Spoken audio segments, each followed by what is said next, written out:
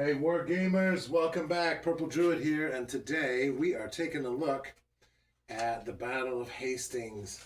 The year 2026 is the 960th anniversary of this monumentally important event.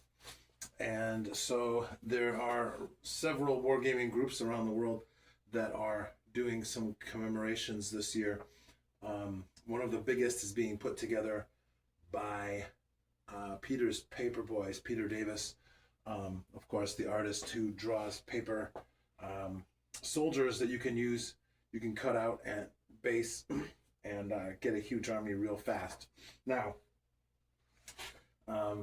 paper's not my bag. These are all pieces from Risk Europe, which I have collected various, I think this is 4 sets or parts of most of 4 sets.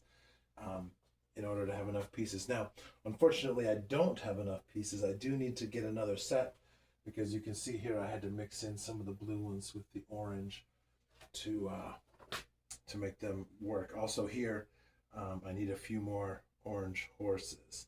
So really, I just need a few more orange guys. I'll have to look on eBay and see if they're available.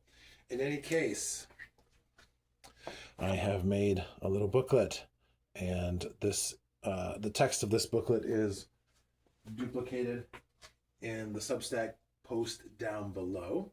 If you're watching this on YouTube, be sure to go into the description and click the link that will take you to the Substack, Wargame Culture Design Journal. And there you can get the full army list and description, and there will be photos of the layout and deployment. So let's go ahead and take a quick look here.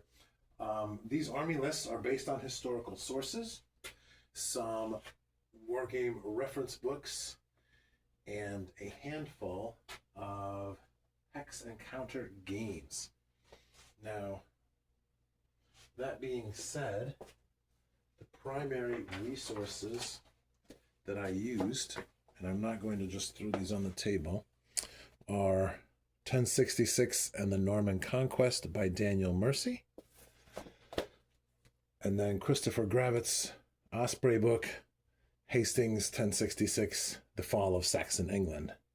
Now, both of these are really great books. They have color plates, they have maps, they have lists of forces, they have history and documentation, all sorts of great stuff.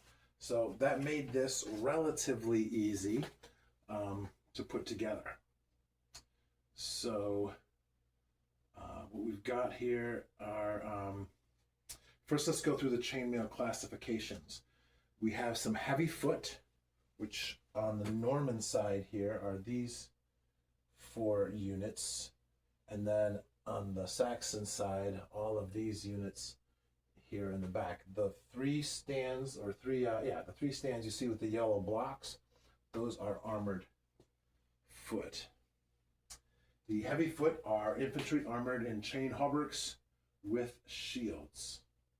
The light foot are unarmored or skirmishers. That will be these green archers here, and then these purple swordsmen here. These are actually going to be the Saxon javelineers, and then we have some Saxon archers here.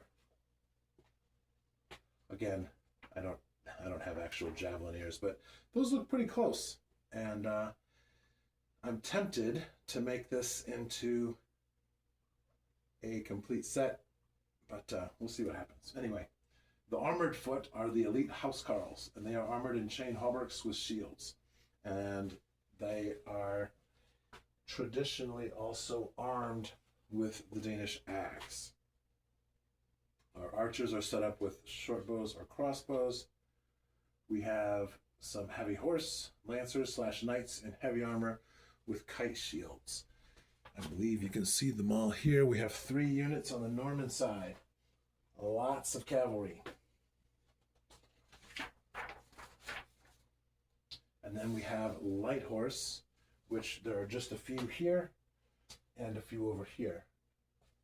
Traditionally, they were used as scouts, and they would have, their role would have been completed by the time battle kicked in. So basically, what will happen now is these light horse units will protect Harold and William. Now, the army list for William the Conqueror is here on your left. Here you can see the complete list of figures. There are approximately 200 figures here. I think it's 193, something like that. Anyway, they were set up into right, center, and left, with crossbows on the left, and then the heavy foot in the front, and then the archers in the rear. When we set this up for the actual con game, this is only about 4.5 feet. It's not very, and it's 36 inches wide. So obviously I need a little more space. So we'll have, I have 2 of these plastic sheets. We'll put these side by side, and that will give us a 6 foot wide battle space that's 5 feet deep. And that way we can set this all up properly so there's room for the cavalry to get between the formed units of infantry.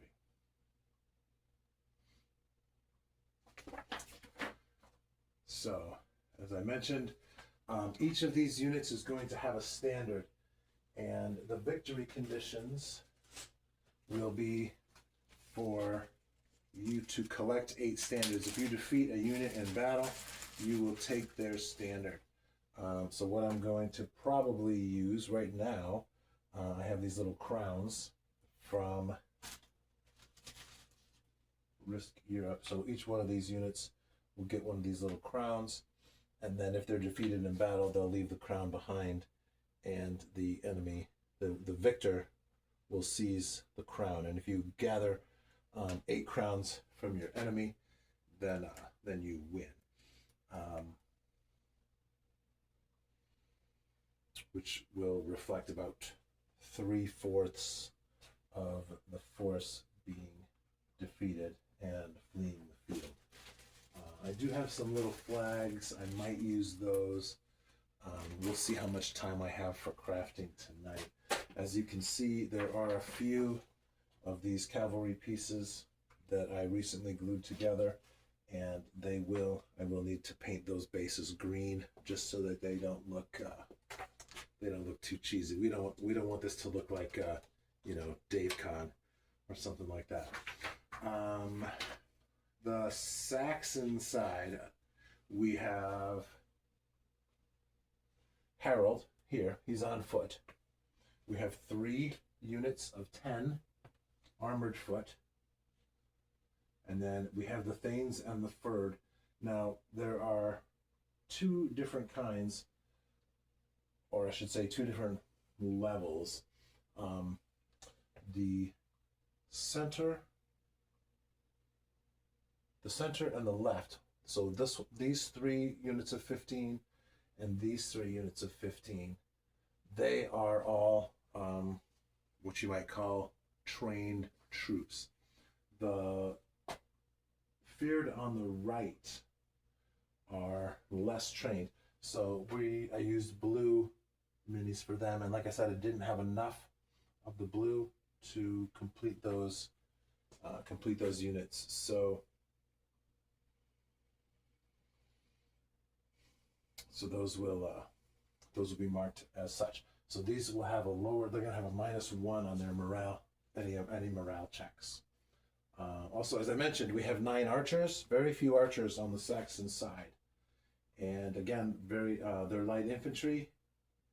They have 15 javeliniers, javelin skirmishers. And then the noble horsemen count as light horse, and there are 3 of them. So that will be the Saxon side. And, okay, I apologize.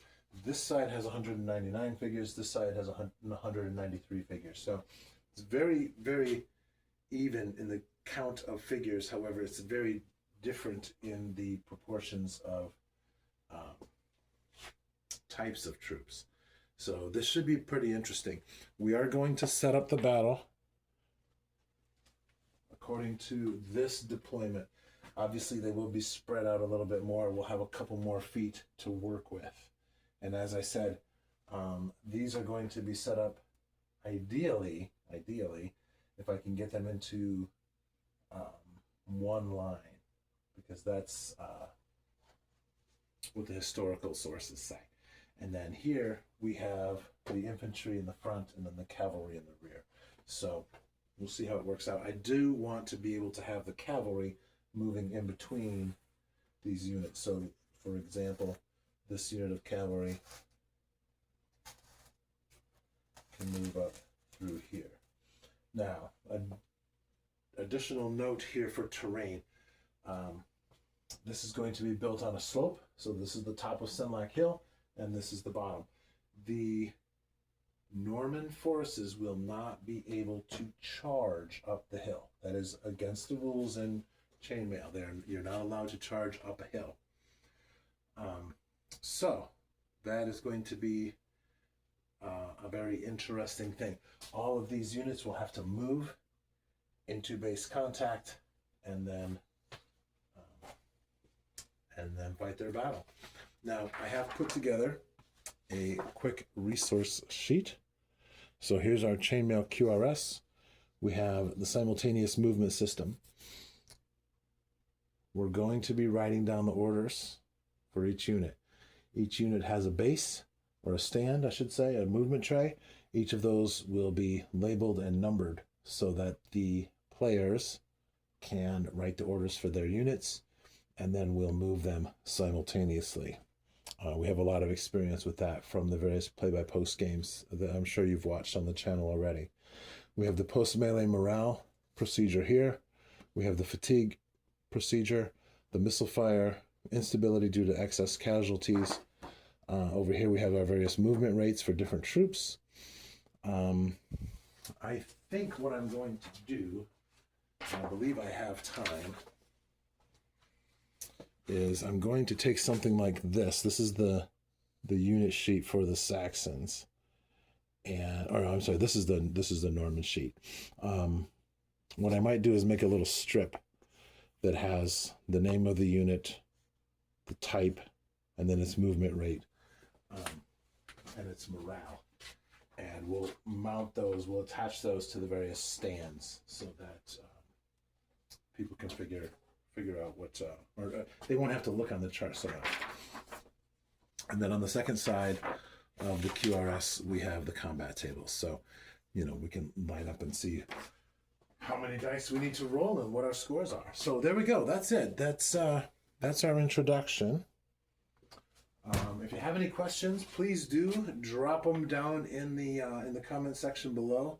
I always appreciate questions and comments, and you guys are a great audience.